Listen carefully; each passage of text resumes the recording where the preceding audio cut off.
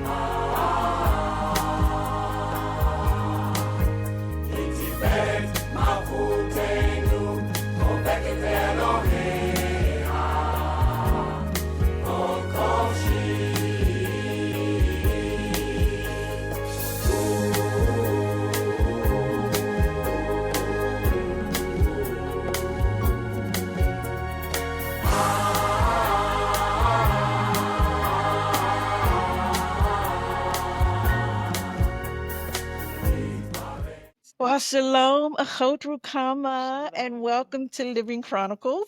Shalom, Dora. I'm excited to be a part of the Living Chronicles series. So we want to welcome everybody to today's episode of Living Chronicles. I have Acote Rookamah here with me. I'm going to allow her to give some background bio information on who she is, how old she is, where she came from, how she got here, all that kind of stuff. So the floor is yours. So my name is Rookamah, or Rookamah Goldston, or Rookamah by Israel, or just Rookamah, or WOV Rookamah. But however you want to choose to call me, feel free. But I go by Rookamah.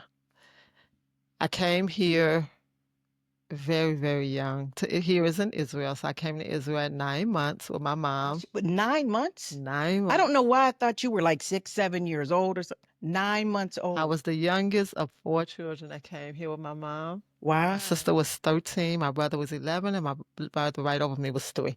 Okay. And what were their names? Siona. Okay, I remember Siona. Akavia. I never met him. Amitai.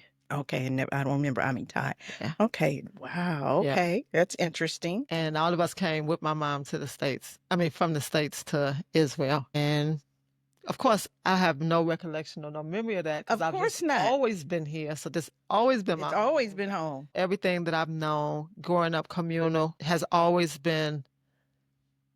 That's your life. That's all I know. That's all you know. All I know is community. All I know is unity. So as a social worker today, when I go in the field, I can't help but bring the community with me. I'm a social worker. I work in the field of mental health in Israel, and I'm a healer. So I do a lot of healing work wherever I go. I embody the medicine. I am the medicine. If I have no tools, I got my hands, I got my spirit, I got my energy, I got my prayers. I always got my tools with me, got my beads. So I carry my tools on me. Okay, you said you have your beads. You're talking about these beads? These beads, my bracelets. I can easily take one off and start doing a chant with them. Okay. I can give it to you and to calm your nerves down. Okay. I use them for, it just look like I wear them, but I actually am very intentional with every single thing that I wear, Oh, that okay. I put on. The necklace that I have on today is a scripture that basically says that you can bring anything you want to me, and there's no amount of water that can put out the fire of love that's inside of me. Wow. That's kind of like what I go by. I stand for, loving everybody and interacting with everybody as if I'm in the presence of God. Okay. Yeah, it keeps me, Keeps you. it helped me understand that you yourself are a creation of God. And if you're a creation of God, if you walk and bump into me and something happens that's unkind to me, it's because it lives inside of me. So Instead of you putting it on the other person, you take it for yourself and then look at what is happening with you that you might need to correct. It's an interesting concept. I don't know if I'm there yet. what they say is that when you look in the mirror, people look in the mirror and they clean the mirror. Right. Go wash your face again and then come back and look in the mirror. Without cleaning it, Don't clean the mirror. Go wash your just go face. short. Change yourself instead of focusing on what the mirror is saying. And every time you come back to the mirror, change yourself again. And it's a quick system that say, first I want to be a witness to what's going on, and I want to make a confession to what it is that's happening inside of me. Then I want to seek forgiveness, atonement for whatever it is I see inside of me. And then I want to seek forgiveness, atonement, and then forgiveness. I know it sounds like the same thing, but I want to atone for whatever experience that I'm having. So first, if I'm a witness to it, or if I make a confession about it, then I'm making that confession into myself, like, oh my God, you just stirred up some judgment, right? It happens so fast. And then I recognize that inside of myself. I forgive myself for falling into the circle of either shame, blame, complaining, whatever it is. Whatever. And then I want to forgive myself because the biggest gap between, I know I done went all the way off into what you didn't ask me, but the biggest gap between, there are only two states, and it's fear and love. And what's in between fear and love to keep you out your ego and present is forgiveness, is atonement. So if you can atone to yourself and to others, it's going to lead you towards love and out of fear. Okay. Okay. Now what was I supposed to ask? Well, now that you've told us about Rookamah today, Right. we're going to go back. So I want to know about Rookamah the child, Rookamah growing up. 9 months. I mean, I had no idea. So what was life like growing up in the community for you? Wow, that's a loaded question, because for a long time, and even sometimes now, parts of my memory I don't remember. So Same. I can relate. trauma has a way of zapping your memory. But I've been gifted alone with people giving me pieces of it and me piece it back together. So when you, let me just ask this, did you live, coming at 9 months, you lived when we were in the Shikun? Right. Okay, so you grew up in the Shikun, in one of the apartments in the Shikun, or did you live outside of the Shikun area? I want to say I lived in number 11. It was the Okay. double big house. There were a lot of families who lived in this house. It was so much fun because it was just so many people. So you always had friends. You I- always had somebody to play with, be with, never lonely. It was just always noisy until it wasn't noisy. It was always somebody to laugh with. I saw so many things. I think I learned a lot of my healing skills from just being observant and just watching the dynamics that went around me. I love people watching. But a memory that stands out for me that is never is altered is the happiest day of my life is when my Abba Kazaki they told us that he was marrying Imali Sheba. Ah, that's right. Okay. All right. And at the time, I was the youngest of my mother's children. So I would inquire sisters. And I didn't have sisters. I just had a brother that was bigger than me. I had my big sister, but she's 13 years older than me. So right. So that was she like, was always an adult. yeah. So I was just so happy to have Leah as my little sister. We 9 months apart. And I just remember sliding down the railing and just laughing and being so filled with, joy and excitement, because now I get to have my own sisters. You get to be the big sister instead of the little person. Yeah, it was Leah and the twins at the time. And that was just such a joyful moment in my life. So I've always had a good relationship with plural marriage. Because as a child, I didn't suffer in it. Right. My Bati, my Malisheva, they was just both our emo. So I didn't have no stories that I could say, oh, Imali Sheva was specifically like this to me. Imali Sheva was just like she was, but she was like that to all of us. Right, right. Rabati was like she was, but she was like that to all of us. everybody, yeah. So Wasn't playing no favorites no. or. And even when I moved into Abu Gabriel's house, they just seemed to be the same with all the You lived in children. Abba Gabriel's house? Yeah, I lived in almost every house in the community. But that's when my Ima went to Liberia. So as time went on, you know, we stayed in number 11 for a long time.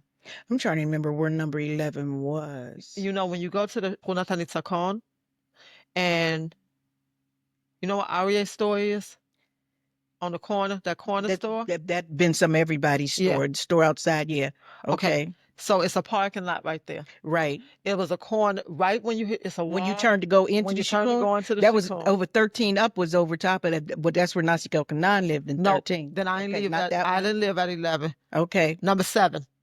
Okay. It was number 7. We on the outside. Okay, so number 8 was over there where Saya Suska and them lived. Where that wall was at, where everybody used to hang out on the wall. Well, we used to people watch on the wall. That was our thing. That was exciting to us for the kids. Oh my God, we people watched because you know it was them and us.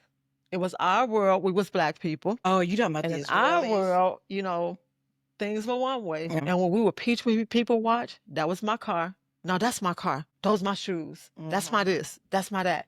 And everything that we saw in somebody else, we just people watched. And that was like a game we played with ourselves. We didn't know these people for real. We didn't have an intimate relationship. I didn't have an intimate relationship with anybody who wasn't black. Right. Or part of the community. Childhood. Right.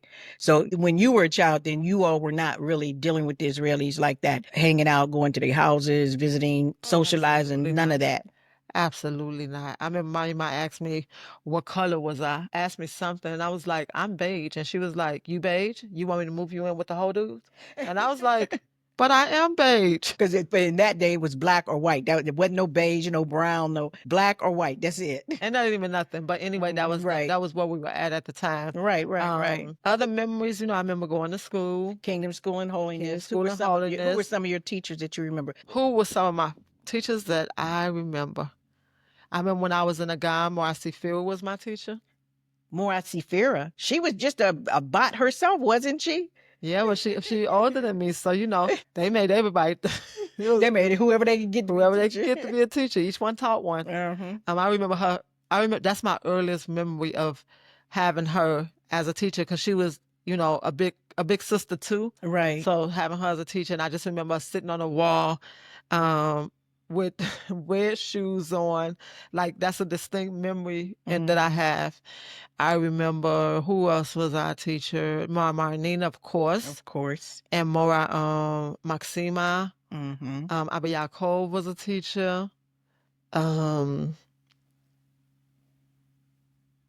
who was my teachers little? You know, because we went to school, we did the preschool in Dimona, Aleph and Beit, 5 and 6, 7 and 8, because we didn't do Aleph and Beit. We had it by age modules. 5 and 6, 7 and 8. We did. I want to say in a rod. 7 and 8, 9 and 10. We did in Mitzpeh. 11 and 12, 13 and 15. That's when you came to Dimona. So you got to experience that whole living in every city to go to school. Yeah. What was that like? How often did y'all come home? We came home every week on Kamashi night.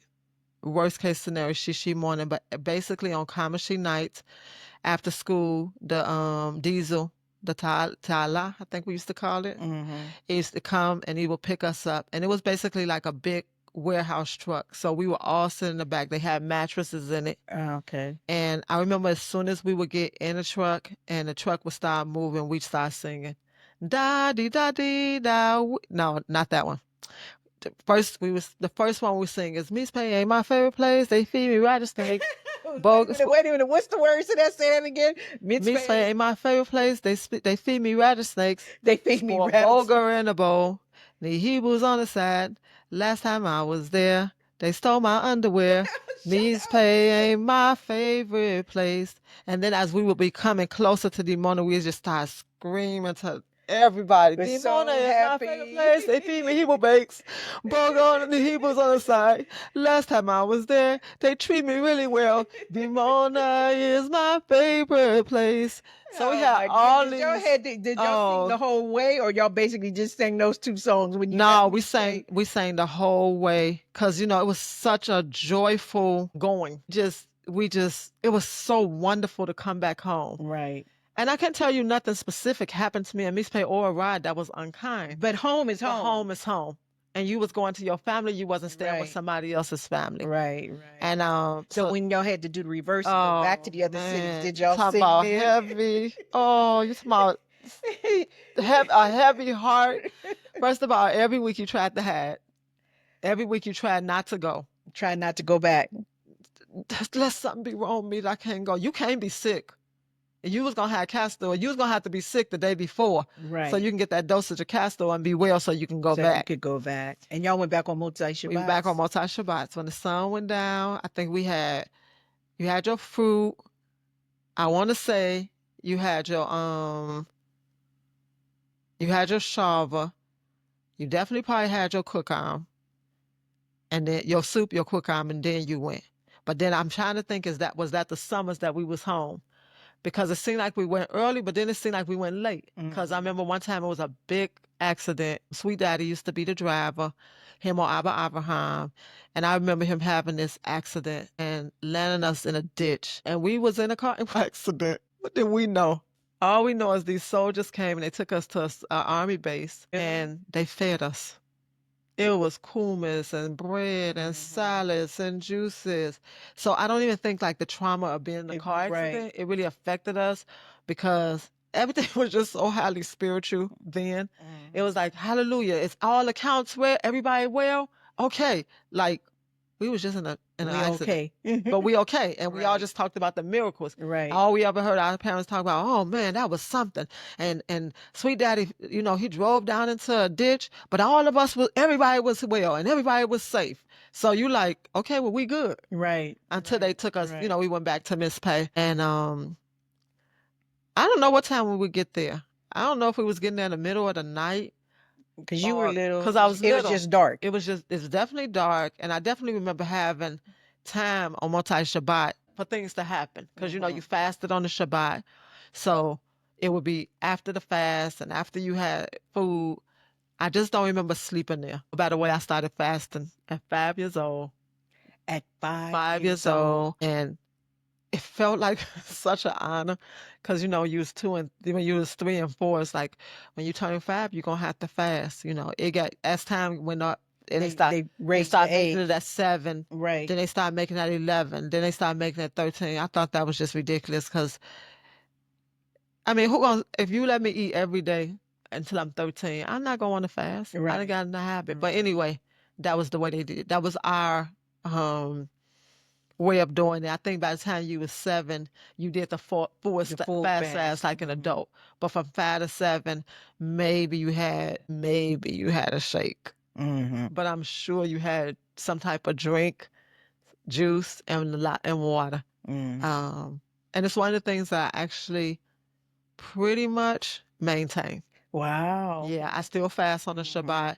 I appreciate it. I appreciate even the ability to fast, to have the discipline to fast. So it's one of the things that I carry with me from my childhood that I find valuable in my life. Right. Fasting definitely has its health benefits. Right. I don't even know if it's if I be looking at the health benefits or it's just. Well, I mean, for you, it's just a part of your lifestyle. It's something that you do. And then when I heard, I think the thing that made it exciting for me, because of course we knew all of these different things, but nobody explained to us the whys. So I didn't understand that it was a health benefit. I just I was just taught that God created the heavens and earth in 6 days, and on the 7th day he rested, so that meant he rested his whole body. But as I got older, the teaching started changing. And then they started teaching, like, if you actually fast for one, if you fasted 1 day a week after 7 years, you had did a shnat shmat, like like how you rest the land Right. after it So it have was been equivalent to a harvest. year. You harvest on it for 6 years, and on the 7th year you let it rest. Right. So when I read that, that was really exciting to me, because I was like, oh my gosh, so that means if I actually did it 1 day out the week in 7 years, I fasted for a year. So that became like intriguing for me. And of course, the whole thing about how the digestive system shrinks Right. and Right. Like a balloon. expands Yeah. like a balloon, like a Right. spring. Right. That was real intriguing to me. Right. Like, oh my God, I could spring myself in and then Mhm. let it back out. So I guess there are some health benefits that Yeah, I definitely. understood, just in a different way. Mhm. What else from childhood? So that was when you were a little kid, teenage years. Teenage years were kind of difficult, I can say, but I didn't know that they was difficult. You didn't know then. That was just life. All of it was just life. Mm-hmm. In hindsight, I could see a lot of things in my life that was like, oh my God, why would a little child experience this? Why would a teenager experience it? But that's hindsight. At the time, it was just what we did. Right, right. And So, those were some of the years when your emo was gone? well, my Abba Kazaki first got deported when I was 12. So my 12th year is a year of a lot of never again. So my family, as I knew it, with two mothers, and it was me and my brother, and Leah, Rissini, Rissina, Tiran, Shua, Shia. Yeah, count them. It was 7 of us, right? And first we moved to the Kafar. It took us a long time to move to the Kafar. I think we was one of the last Last families who families. moved to the Kafar, and we moved to 403. When we moved to 403, we moved there as a family. That's where 4-3. the Atamuna live. So we moved there. I think we already lived. I'm not sure if we had already lived with Do Elido and Dora Kamuda and Ayaladim, but when we moved to that house, we moved with them, and we moved with a co-Imuna and Hayaladim. Memona Gabrielle and Yelladin. Uh-huh. So that was a full house. We had a full That house. was a full house. That was a lot. And it was of people all in that ages house. too. All different ages. Uh-huh. And both my emo lived there, and Abakazaki, I can't make out if he moved to the Kifar with us and he lived on the Kifar with us. But yeah, he lived on the Kifar with us. I just saw him whooping your knee. Ain't that nothing? But anyway, he moved on the Kifar with us, and shortly afterwards he got deported. Wow. And that split up the dynamics of the family. It kind of split it up, but not immediate. I think the immediate, It was over a period of it was time. over a period of time, but it was when my imam went to Liberia that I really felt the shift of the family, because they still worked together as a team. We still did everything together. But when my imam went to Liberia, I moved in with my sister at Siona. Do you remember how old you were when Emo went to Liberia? I was right at 13. Okay. A little bit. I was 12. I was almost 13. And I moved up to the emo house. Siona Yakiriel stayed up there. Right. And Amitai moved to Nasigwakamemes. Okay. So that was a It sort of obvious split you off. breakup in the Yeah, family. yeah. No, Imali Sheva was still staying at 4-3 with the other girls. Right. And that was home to us. Right. But it wasn't home no more. It didn't feel comfortable. It didn't feel home. I had moved out. I moved in with my sister. My sister was staying at that house, but she used to stay upstairs at Dula Sarai's house too. Okay. At I was behind. 418. So I was Yeah. there. I would spend a lot of time up there until she left. And when she left, then I moved. I think I went back home. And when I went back home, then I found my way out of Gabriel's house, because Imabati and Imatakia went to Liberia together. So when Imatakia came back, I used to just spend nights. And she was my crown sister before she left, so I already had a relationship with her. And she and Imabati left together. So me and Yaela, we built a great friendship. So I started spending nights at that house until, it was like I moved in. Right. She told me go get my stuff, I could move in. But she had told my Ima already she would look out for me. Right. Right. So that's until I was 13. And I was still going to Mitzpay because Ima Shemayim was there, and she was my auntie. So I would travel to Mitzpay for like summers and hang out with my cousins there. Teenage years. How much do I want to share? I moved from as much or as little as you desire to share. I moved from place to place looking for love. As I look back over it, one of the things that I recognize is that I was always in search of love and belonging. Where did I belong? Because I have 5 best friends, but all 5 of my best friends, they had families. Mm-hmm. Like the Ema was there. Aura was my one of my best friends. She had a full house. Corakita. So it was a lot of, I love spending the night at their house because I felt like where I belong here when I come to her house because me and her was connected. Her parents was kind to me. And then Safira, she was kind of like me, but her Ema was still there. Her Abba was gone. Safira. Married to Elamar, Ima Tahila's daughter. Oh, Safi. Safi. Okay. But she had Aharon and she had Yehonathan. So Yehonathan. So she still have siblings here, and she lived in a house with Acote and Skanakavia. So it was still like a house that was a home for family. And then Labia was our other best friend, and Labia, her whole family was here. Her Ima and her Abba was here, and same with Ora. She had Ima Idali, Ima Akita, and Sar and Adia. Adia was Zakar's daughter, and she lived with Ima and Mira. So Adia was kind of like, me and Adia was kind of like on the same kind of level that we didn't have parents here. And I was on a different level than Adia because I did have siblings here. Right. So it was still some type of similitude of what it was supposed to be a family. And, that left me always searching for something. Mm-hmm. Oh, I could see things, man. I remember I had to be 12 when I figured out that adults was liars. They were liars. That was just the best way I could put it because they had groomed us and raised us and taught us to be wholly bold and honest and truthful. But whenever you would come and you would ask a deep question that was truthful, that you was looking for, I would watch their eyes do something to disappear. And I think the best way I could connect with is when I read one of Osho's books. He said, I think when he was between 8 and 12, he asked the meaning, what's the significance of life? Or he asked a really deep question. They told him to come back when he was 16. And he marinated on it until he was 16. And he came back at 16 and he asked the question. They brushed him off again. So a lot of my questions, a lot of my curiosity, it would be kind of giving these sterile answers. And that was really challenging for me because it didn't answer the question. It just sort of like put you off. It gave you an answer, but it wasn't the answer that. And it also didn't, you couldn't say I didn't know. Mm-hmm. Adults say I didn't know. Why couldn't you say you didn't know? It's okay not to know. You don't have to know everything. Or let's go research it together. Right. When I was a young woman, the first time I heard somebody say, but anyway, I get to that. So we had Atwa Shaira started the academy. Atwa Shaira was really, really good to me. Real good to me. And, she was responsible for if I got in trouble, my Imali Sheva reported her to her. Because at some point I moved back to Imali Sheva's. And, I got in trouble for chewing gum, for being smart-mouthed, talking back. Talking back to more Shaira? No, just to adults. Yeah. I remember I said, what am I doing to Sivania? Can't you see that she was crying? I said, it's obvious she crying, isn't it? And that was considered smart-mouthed. Yeah. But to me, it was redundant. Like, can't you see she crying?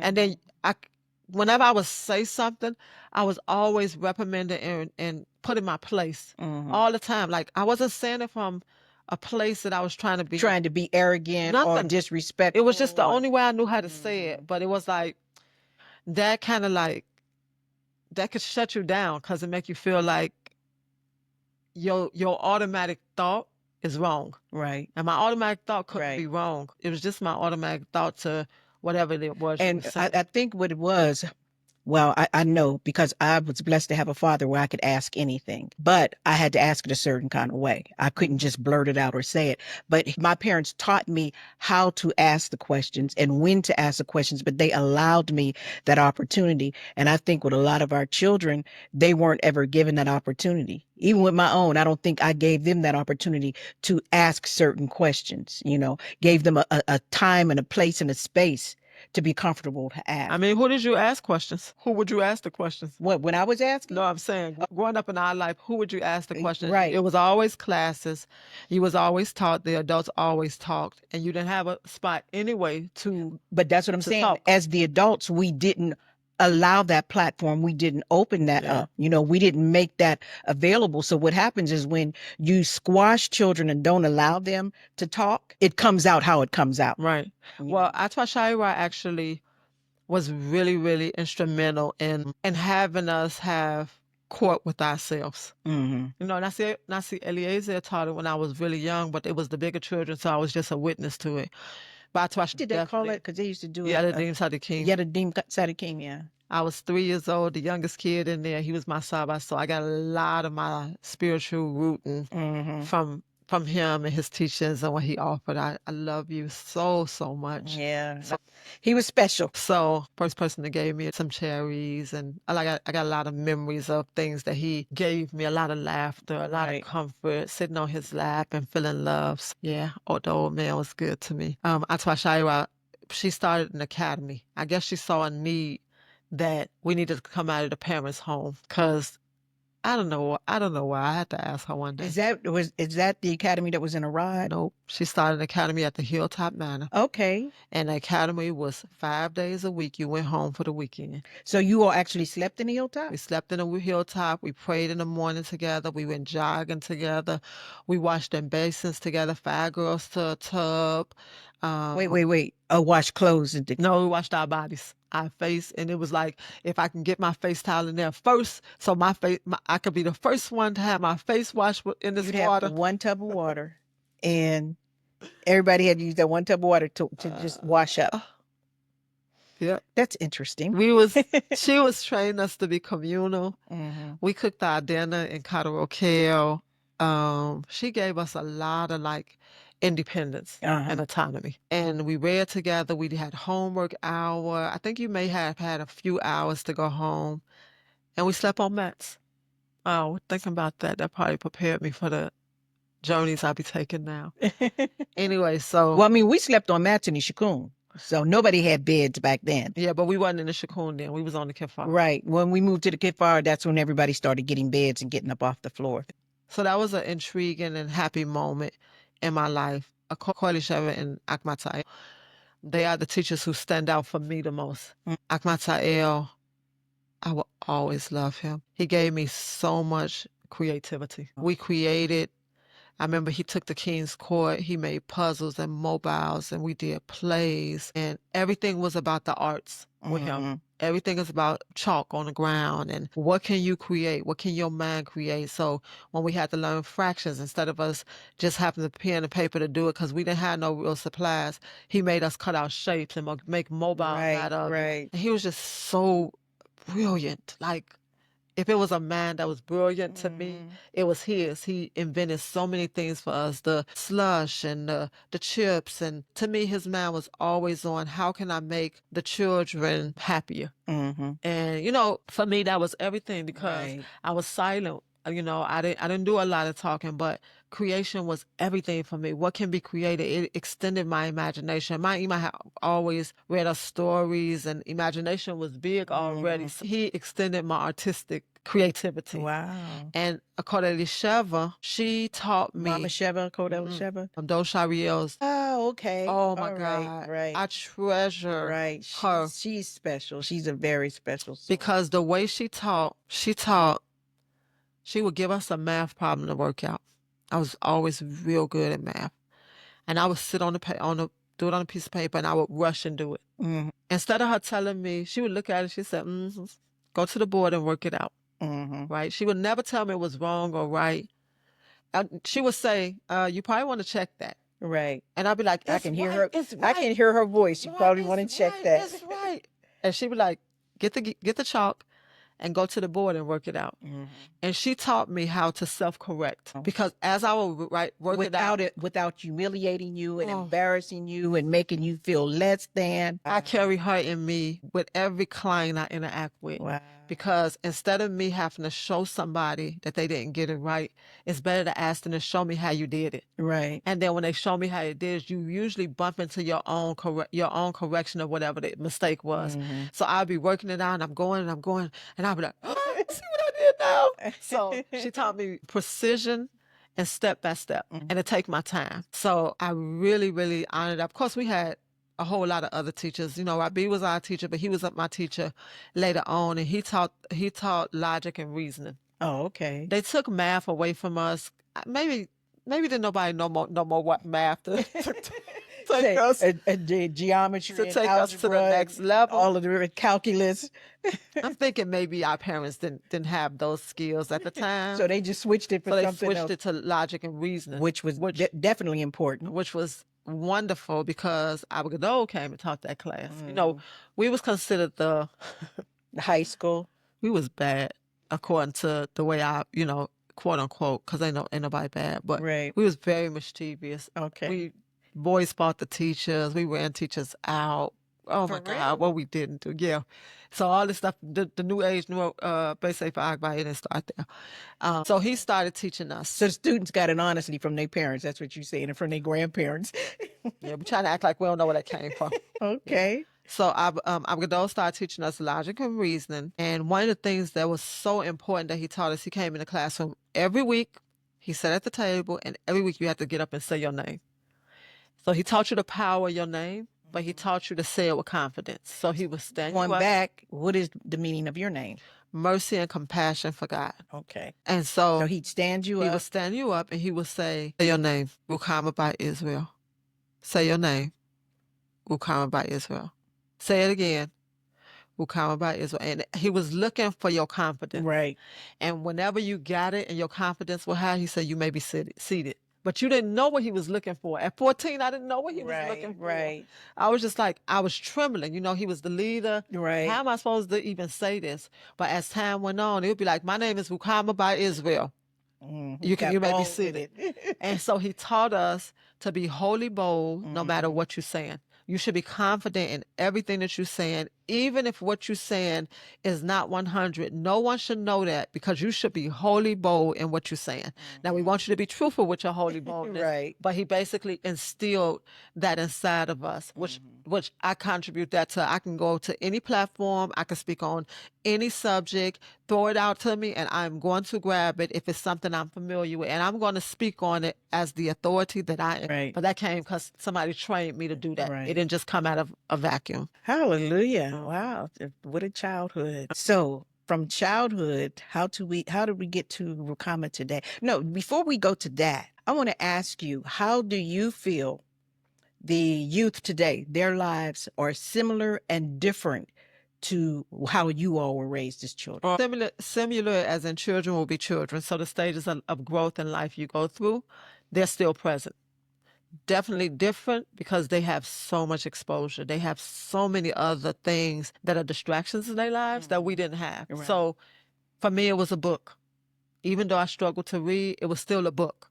It would still go to the encyclopedia. It was still telling stories on Shishi night together that we lived by the little light that was coming in. Our parents told stories and then we told stories. It was writing on each other's skin. It was a lot of touch. And it was different because that seemed like Muvan Me Alive. It seemed like, oh, that's just a part of what happens. Only to find out that that's not necessarily what happened in every household. Right. But it was a lot of stuff that was built around custom, togetherness, unity. There was so many events. Youth Day was Youth Day week. So we had talent shows and fashion shows and science fairs. And we created the whole world within ourselves. Right. And all you wanted to do was to be as great as your parents were. I wanted to have all my attributes. I wanted to have all my virtues. I wanted to learn how to cook, sew. I wanted to learn how to crochet. Whatever it was, braid hair, whatever it was that our parents had to offer us using your hands, that was big for me because that's what my parents did. That's what the highest place I thought I was going to go is to be somebody's secretary because that was the highest position I saw a woman in those days, yeah. in those days, or a seamstress. But definitely I wanted to get married young. I wanted to have babies. I couldn't wait to have her coming in to be a part of the sisterhood. You know, those were big moments when I could wear a turban. The first day I could wear all black. Oh my God. I remember I wore all black at I was in prom. Believe me, some pumps. Oh my God, I was in trouble the next day. You thought you was it. What? I thought I was it. I was straight in the Crown Sister sitting the next day for having on all black and those pumps. Matter of fact, the pumps, they told me to bring them to them, but they was yeshes. So I was like, those aren't mine. I have returned them. And it was my Ima's black lace. Oh, I was too grown. So, but why did you end up in a Crown Sisters meeting if you were finally allowed to wear all black? I wasn't allowed to yet. You preempted it. Leave it to Rookamah. So anyway, the difference to me is that they have so many external distractions. And also, we were taught by our parents. Like I said, most of my childhood and teenage years, I only interacted with people from my community. I didn't have any outside influence. The outside influence was them. So that was the Israelis. That was stuff that they did. They smoked. They ate meat. Right. They drank. I didn't know nobody black And who drank, who smoked. I had never been exposed to it. So for me, it was always like them and us because of that. It's not necessarily have nothing to do with anything. It's people who smoke and people who don't smoke. But at that time, that's what it was for me. And today it just seemed like the children are overly exposed and overstimulated. The communal aspect of having communal events, it's not the same, doesn't have the same impact as it had back when you all were. That was all we had. That's all. We didn't have nothing else. Yeah. I didn't have an after school program to go to. Right. My after school program was whatever event the community created. Right. So I see that that's definitely plus we all lived together in one place. We were not all over the city, all over the country like we are now. Exactly. Yeah. Exactly. Yeah. And definitely I had no clue, zero clue that drugs exist. And another thing that I had no clue that it exists was when I went to therapy at 36, and the therapist said, after she heard my story and the things I've been through, one of the first questions you ask is, have you ever been suicidal? And are you suicidal now? Because you want to rate that before you start with somebody to know what the risk factors are. And she asked me, had I ever been suicidal? And I was like, what? I didn't even know that was like, what is that? I was 36. I didn't know that was an option. You didn't know that people even thought about something like that. Who killed themselves? Right. So that was one of the strong things about being in a community that was so intertwined and connected and so isolated as well, that I had so many things that I only learned as an adult. Right. And I mean fully adult, as a mother. Right. Like, then my path started to unfold, and I learned that it was drugs and demonic. I never knew it was drugs and demonic growing up. I mean... Right. Because it wasn't something you were exposed to. But there may have been children who were exposed to it. But that wasn't your reality. My reality was, you keep the rules. I was a good girl. Pretty much, you can say that I was a good girl. I followed the rules. You said don't do it. It made sense to me. Except I didn't have for that to black. Oh, no. Now, some stuff was dumb. Like, what in the world did the color have to do with it? And I was grown. Let me put these pumps on. If I could wear my hair up in this big ponytail, come on now. I'm already 18. What y'all want from me? I probably was 17. Because I graduated at 17 from high school, and they graduated before me. I was 16, so I was really out of line. Right, you were way younger. Yes. But so when did you start doing hair? Because I know at one point you had your own hair salon as well. So I started doing hair. Love this story. I started doing hair at 13, like really practicing on it. Shari and Mahala had come to Israel, and they had cut their perms off before they came. And I started braiding Mahala's hair.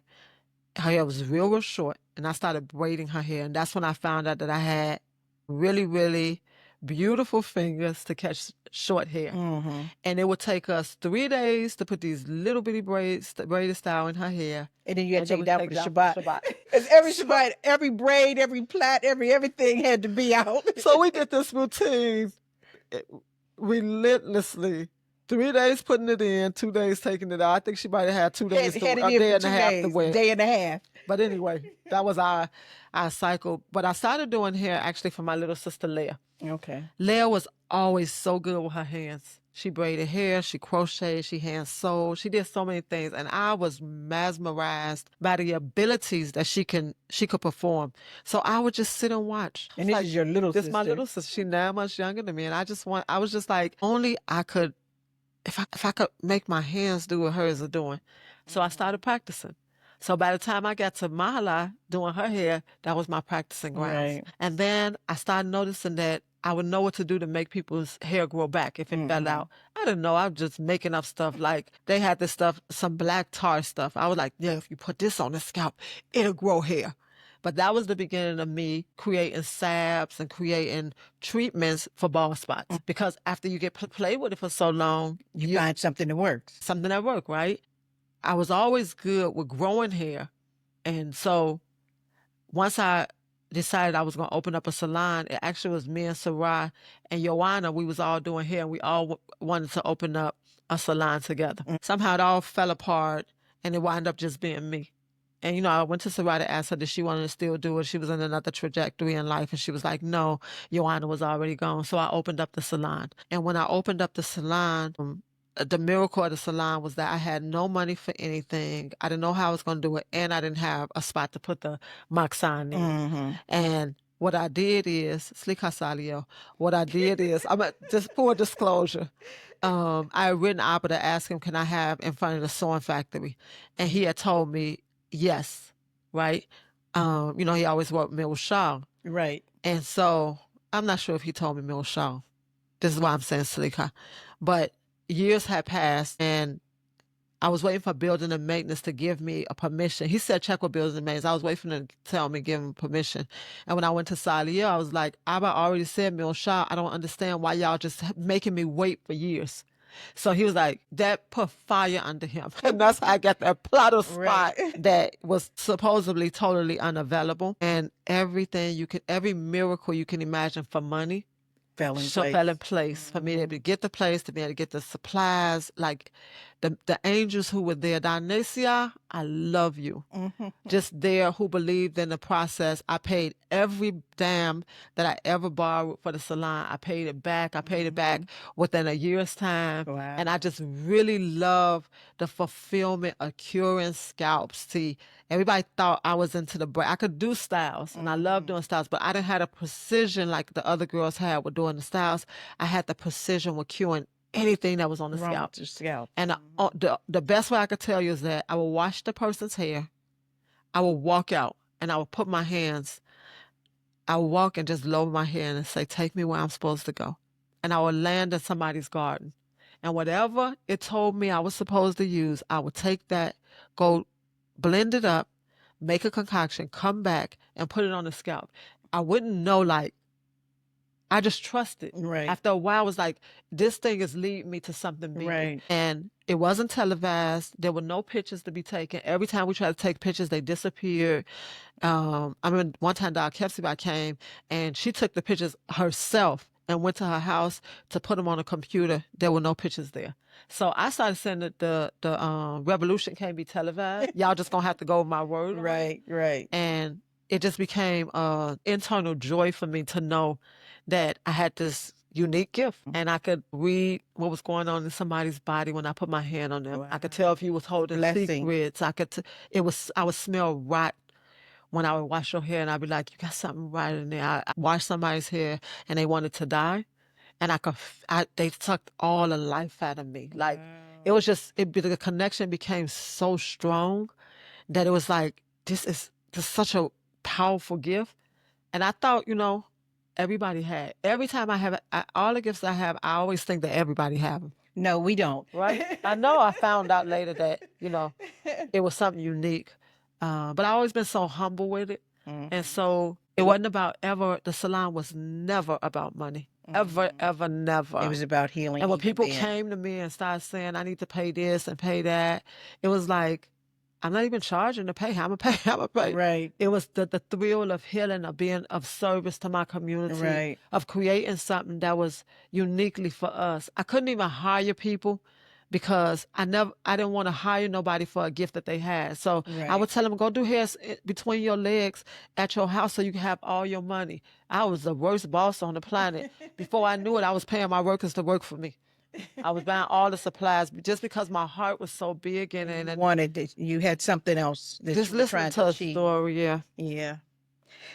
You've had an interesting life, and it has led us, share this, to Epically Awesome. Tell us about Epically Awesome. Yo, so you don't have to elaborate a lot because we want people to buy the book. So this story is beautiful because I found myself. I moved to America with my husband. I found myself lost, depressed. I was a professional in Israel. I left Israel. I was working 3 different jobs. I was working as a social worker for mental health full-time. I was a parent. I did workshops for parents for Israeli in the evening. And I was doing supervision for social workers.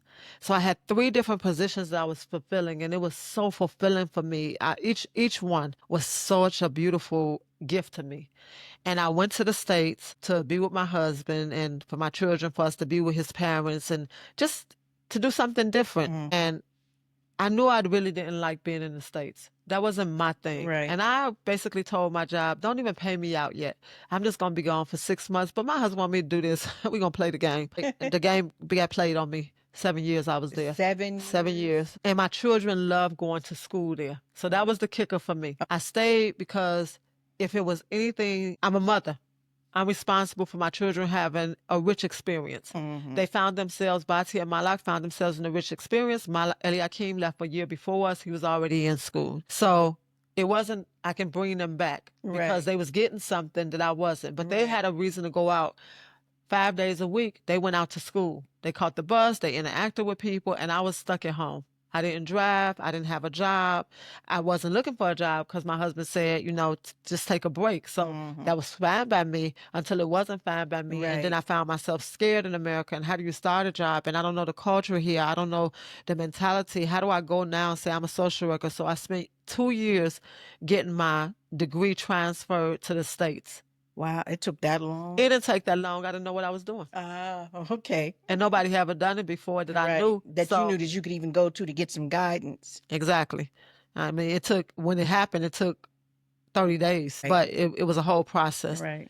And in that process, I never forget sitting. My mother-in-law was watching a soap opera. I don't know if it was The Young and the Restless, The Bold and the Beautiful, but I came in the room and I said, so wait, what happened with Victor? And I heard myself. I don't watch TV. And now I'm caught up on a dumb soap opera. It's the same thing. Right. I was like, oh God, what's going on? What happened to me? And Spirit said, start writing. So I would write this like I was writing a paper for school. I didn't write it as a book at first. I just wrote it as pieces. As it was coming to me, I wrote it as pieces. And I just had a big mess. Chapter 1 was in chapter 3. The 4 was in the back. It was a mess. And Darakaya, I sent it to her and asked her to edit it for me. And that, y'all, when she sent that to me and asked me to read it, I was so impressed. I was so honored. I laughed, I cried, I laughed, I cried. Every page was something different. I loved it. I was so honored and I was so impressed. And that was really a thank you for you taking that year when I left Aqua and I asked you to come and take the year to be the librarian. Oh man, that was interesting. Oh, that was beautiful. Anyway, I finished school when I was a punk and I was scared to go in the field because I thought my Hebrew wasn't well enough. So I gladly took the position of being a librarian because I had been the head of the parent board for so many years and I went to school and I felt like I had cheated the children and cheated the parents. So that was my way of giving back. Right. Whoa. I loved being in that library. This lady was so organized. Her stuff was in order. I was like, I don't even know how I can keep up with this. Matter of fact, I made a big mess out of it. I didn't keep up with it. Nobody had trained me to be a librarian. Didn't nobody train me? But I sure had fun with those children. I sure had reading times. And I sure went on her energy of make sure the children are reading and make sure they get these books. They got to read. So that was fun. And that was a beautiful experience. And thank you for giving me the opportunity. Thank you for doing to say I was a librarian for a year. So actually the book started writing itself. And it took me a while to have confidence that what I had written made sense and that somebody wanted to read it. It made so much sense. Oh, it's wow. so well written. And it's just, I'm telling y'all, you'll laugh one page, you'll cry the next page, you'll reflect on the next page. It really, it was healing for me. It really was. Thank you. I think that the best part of it is that everybody who touched the book before the book was written said it was healing for them. Wow. And it was like, oh, well, maybe it is worth something. My sentence structure might not be right. I might have a lot of typos on here, but I worked with this thing. I just kept working it. When I was bored, when I was sad, when I wanted to be at home, whatever it was, I let this stuff flow through me. And I just found myself writing all the time. And that's how the book came to be. And when it was time for me to actually, I made a promise to my children that we would come home every single year for the summer. I didn't have a clue how we was going to do that. I didn't have no job or no money. Then my husband stopped working. We didn't have no way. But every summer that I was in America, I was in Israel. Thank you, God. Thank you, Yah. I promise you, set the intention and it will happen. Put it And out there. during that time, I started therapy with SV Miller. And he wanted to visit the community. I met SV Miller during my acts of kindness for my birthday. I called him. And when I called him to read him a greeting, I didn't do that year. I think I was 42. And I asked people to nominate somebody that they love that I can call and get them some love. And it was the day of my birthday. And I called him. It was instant. He was like, connection. "Who is this?" So the next year when I came back, my goal, after I left, I didn't meet him before I left. He was one of my coworkers' grandfather, Yael. And after I left and came back, it was like, I got to meet him. He a substance abuse therapist. I got to meet him. We need help. So I made it a point to go and visit him. And when I went to visit him, he came to Dimona. I went to visit him first. Then he came to Dimona. He did a conversation with 3 generations to get a feel of the community. And then we went to his house, and he was supposed to be doing training with the what they call it? What do we call them? Wow, can't think of the people. The healers in the community and social wellness committee. Okay. So I was a part of that at the time. And we went to him so he can give us some training. I was already kind of trained in group work and trained because I was already a social worker. I was already in the field. I'd already taken a couple of extra classes. So I knew how to do group work. And so it was exciting to me to bring other people for them to learn. Right. And I remember us standing up and he asked me, we did something with your name, say your name. And he looked at me and he said, "You need therapy. You're an incredible woman, but you went from being a child to being an instant incredible woman. Who is the person that's in a mess between that?" And I was like, "What? Okay. Are you going to give me therapy?" And he was like, "Absolutely. Schedule you some appointments with me. I'll be your therapist." I was like, "Well, okay, then I'll go to therapy." When the book was finished and I went back to the States, I kept telling him about the book. And Svi told me to send him the book. I was filled with, it's not worth nothing. I'd already sent it to you, but I was still filled with, this ain't about nothing. Who want to read this? And he read, first of all, he told me to send it. I didn't send it. He told me to send it 5 times. Every morning I would wake up with a message and I would send it. And I said, "It's a mess. I don't have it organized. I don't have it this. I don't have it that." He said, "I don't care. Send it as it is." So I wake up and he say, "It's Tuesday and the book didn't come." So I finally sent it to him. And I'm on pins and needles like, oh my God, I know he's going to judge it. And every morning, it seemed like for the whole duration that he read it, he had tons of questions. So he made me do therapy with my own book. What does this mean? What happened with that? How did this experience affect you? And he made me go in before I even published the book. So he used your book to do therapy on you. Because he knew me then. So he knew other elements of me. Right. And when he got finished reading it, he was like, "It's the best thing I've ever read. And I wish you could publish it just as messy as it is right now without straight out." He didn't like the edited version. Because him and you and my husband read the raw, uncut, who Rookamah is. Yeah. Right? Who I was. So it was more authentic. It was you. It was messy. It was me. But, I had to go to an editor. It had to be cleaned up. And so it didn't have to be. That was part of my journey of thinking that it needed to be cleaned up. Right. Be organized. And the editor was called Aturan. She was incredible because she did the same things to me did. Whenever I would get to something emotional, I would stop the thought and go to the next one. So she made me ask the questions to make you elaborate. And I think the last thing she did is told me, she read everything and she told me to rewrite.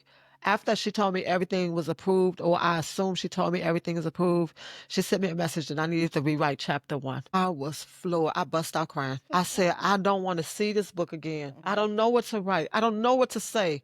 I just try." And she was my last result because I had given it to a client to read who said she was an editor. And she told me it just felt like I vomited everything I knew on the page. So I really thought it was worthless.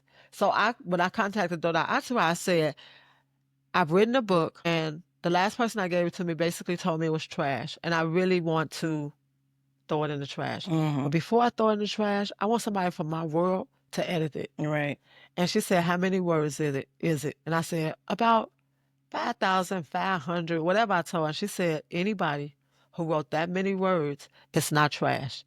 Now we might need to do some work to clean it up, but I promise That's you, Atara. it's That not sounds trash. like Atara. And it was a beautiful journey.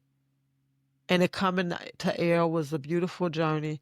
But by the time it came to air, I already wasn't that girl. You somebody else. I was somebody else. Yeah. But I couldn't start from where I was at the time because I felt like if I wanted to really give tools, I would give tools from where I am, and people need to see the journey. So the next book is Are you working on another one? I have about 5 books. I got a poetry book, a prayer book. I write every single day. So I already have so many writings. I just really need to have somebody say, well, bring me all your writings and we're going to tie it together and put it together. So if you that person going to Oh, you putting that out there for whoever. Or whoever. Just challenge me. I started writing so many other books. So you went from epically awesome and you've done all this work. You've been back and forth. And now you and Batia have a podcast, which I've been thoroughly enjoying. But I didn't see the latest episode on invisibility. I'll send it to you. I don't know why you didn't see it, but I didn't. I went on YouTube and I didn't see it. You did? No. We're gonna correct Is it episode 6? It's episode 6. Yeah, I didn't see episode 6. I found everything up to 5, and it's like I already watched all of those. Okay, I'll make sure you get it, and I'm gonna make sure she check the channel and make sure that it's on there. Yeah. So wow, the podcast. How did that come into being? How did So I always wanted to do something with a family member. And for years, I asked my husband to do marital therapy, counseling, coaching. Right. Marital You all coaching. did 1 or 2 things, didn't you? Me and my husband? No. It wasn't something that you did one time We and did. he was a part of it? We did access. We both love access consciousness, so we became access consciousness teachers together, facilitators. But I wanted us to share our marital journey because I figured with all of the ups, downs, and the in-betweens that we had experienced, we had so much knowledge between us. And my husband is brilliant, intelligent, and just like compassionate. He can hold space for people. So I just felt together we could make a difference in somebody's world, and with all of this wonderment that we had, especially because we pretty much, well, I'm very raw. And I live authentic for real. So I don't have to come. Sister. Yeah. I don't have to come and pretend like it's something it is. And I don't have to make it into something, oh, we just so lovey-dovey. We're not. I don't like him today. This is the same man you divorce every year, right? Every year. Years. Every year you get divorced and you have to start over because I can't connect the dots that you married for forever. Mm-hmm. And how long has it been now? It's today. This year it'll be 28 years.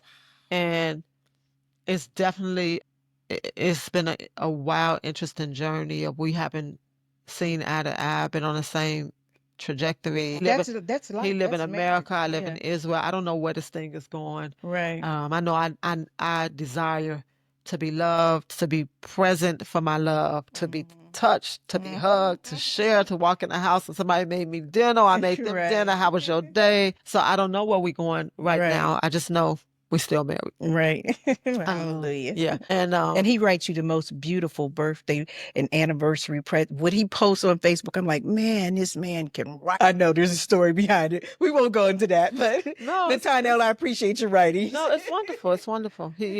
That's one of his greatest gifts. He's always been such an incredible writer. He's so brilliant. He's brilliant. I love it. But the podcast. And he wouldn't do it with me. He was always, let's wait till we finish this, or let's wait till we finish that. So when I came home, I was like, well, maybe I could do it with Batia. I didn't care what family member wanted. You just wanted to do it. I just wanted to do it with a family member because I felt like whoever was in a family with me, they saw me in ways that the world didn't see me. Right. So if I was going to do something, then they could bring a part of me that I wasn't able to see because I was in a role different than the one that I was living. And when I pitched it to Batia, she was like, I don't know. I don't really like exposing myself. I don't want people to know me. So I just stuck to it. I was like, yeah, but you got so much to talk about. We have so many incredible conversations. We've processed through so many challenges, traumas, mine's, hers. And basically she my processing partner. Why won't we share this with the world? This is such a beautiful gift that we have. Right. And if we could share it with mothers and daughters, that would be a gift that we can give to the world. So that became like our joy to share it to the world, that we become a household favorite. And if only 2 people watched it, well, maybe it was only going to help those 2 people. Right. And we didn't put no attachment to it. And even coming up with the name, that was not the original name. Our original name was two generations, 1 mic, or 2 mics and 2 generations. I don't know what we Right. had. We was trying to be make sure we was podcast ready. We got the equipment. And then the night that it started, we was like, you like that name? I don't like that name. I don't like that name either. What can we call it? Girl, I don't know. Let's look for some acronyms. Da, da, da. And I was like, we was in the middle of talking. I said, the time is now. And we was like, the time is now. It's like, that's it. Right. So the time is now, because Right. the time is always now. Right. So Right, that right. was our pitch. And doing the journey has been beautiful. I mean, we've done 6 episodes. Every episode has been its own challenge, because we've had to go in ourselves. We don't prepare for it. We don't practice. We make up It's just on the raw. It's on Just the raw. On the cuff. It's Just on the straight cuff. up. Because to me, that's what life is. Right, right. You don't have a chance for something to happen. You say, wait, let me prepare for it, and then we're Right. going to come back. So Right. I don't never know what's going to come up. Right. Sometimes it's going to be highly emotional. Sometimes I'm sitting there like, oh God, don't go into that one.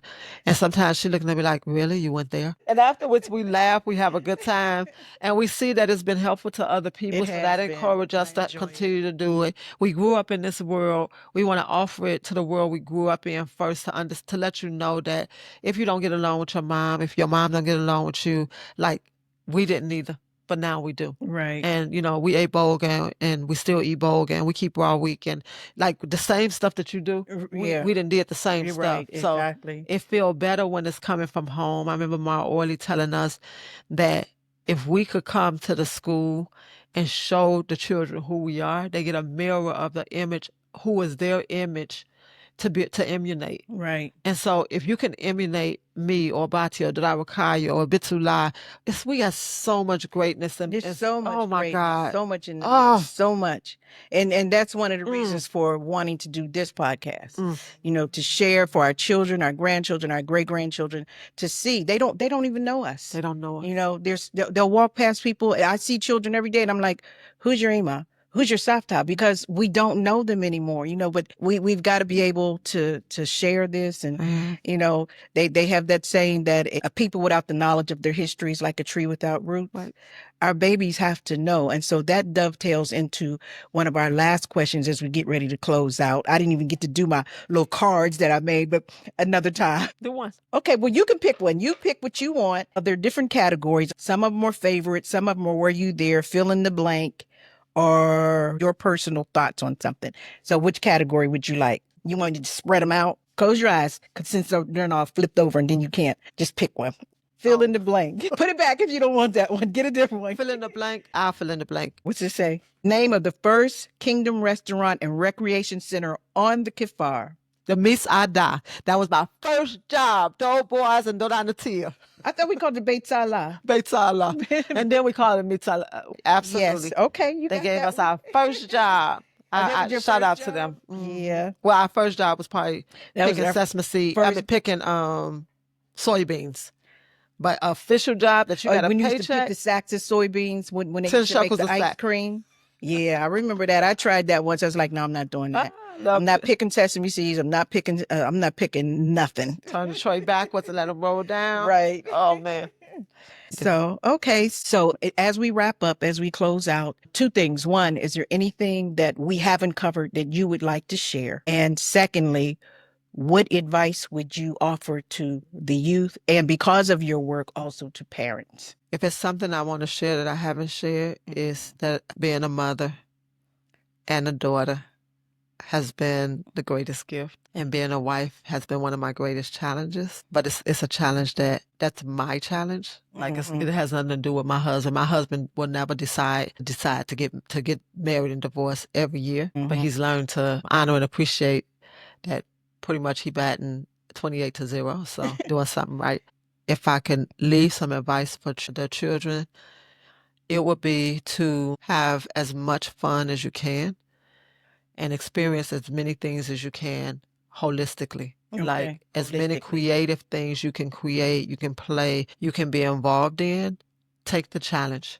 Always take the challenge to growth, because those are the things that later on become the stepping stones to the next thing you're going to do. So if you Okay. can learn to do something, don't run from it. If it's Okay. something you really, really want, never think that you can't achieve it. You can achieve anything, but experiences create that opportunity and imagination. The more you can expand your imagination. You want to sing, walk down the street singing. You want to be a veterinarian, every animal you see, interact with them. You want to be a storyteller, tell a story with the stories. pictures that you see on the wall. And you want to be an actor, every opportunity you get, take an opportunity to act. And whatever you want to be, you can be, do, and have. And it can change. That can take many forms and many directions, but play, have fun. Enjoy life. Enjoy life, but enjoy it without the overriding stimulants that you need from drugs or from alcohol or from pulling somebody down or shaming somebody. All of that, the true essence of joy and inner peace doesn't come from that. And get help. If you got problems, find someone to talk to as a teenager. The sooner you can get help, less compiling the trauma can be. Compacted. Because it pushes it down. And you're trying to unpack it as an adult with in a marriage or with children. And yeah. So I would definitely say. Okay. And for parents, I would say to give your children room to be children. Right. Let them talk. Let them ask questions. Don't let them be free to say whatever they need to say, however they need to say it, and then teach them the best way to do it. Okay. But first let them be free to do it, because that's however it come out is the way it come out. So usually people use 3 different languages. One, they use the attack language, which means that something is inside of me that I don't know how to handle. So I'm attacking you and I'm using my hands and my body to do that with. Right. It's just a form of fear. The other one is attacking through my mouth, where I call you names and I judge you or I belittle you or I make you feel worthless. It's still just fear that I don't know how to express. So I'm using my emotions to do it. So the first one, I'm using my physical body to do it. The next one, I'm using my emotions to do it. And a third one is I have enough inner congruency with my heart and my mind that it doesn't matter what you say. I know it doesn't affect. I know you're not directing that towards me. So you want to be like that with your children. You want to give them enough space to ask them, are they safe? Are they loved? And are they creating? Because basically, when I'm not safe, I'm going to respond to you in an attacking way, either with my body or my words. When I don't feel loved, I'm going to do the same thing. And if I'm not creating, I'm going to do the same thing. And if I'm not safe, I don't feel loved, and I'm unable to create. And the same for you. And it's interrelated. And the same for parents. Yeah. Use those same tools for yourself. What have you created lately? Do you feel loved? Do you feel safe? And be kind to yourself. Like you've done the best you knew how to do with the skills you had.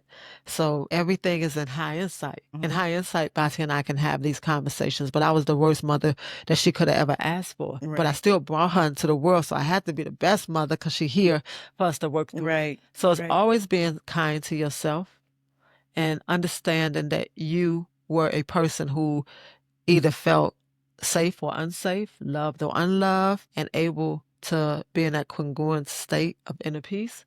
You was that same person when you were raising your children. So you got that from somewhere. It didn't fall from off a tree. Right. That was what you received. So you got to be kind with yourself as you're being kind to your children. Right. And having the humility to admit when you're wrong, and the courage to remain open and to make change.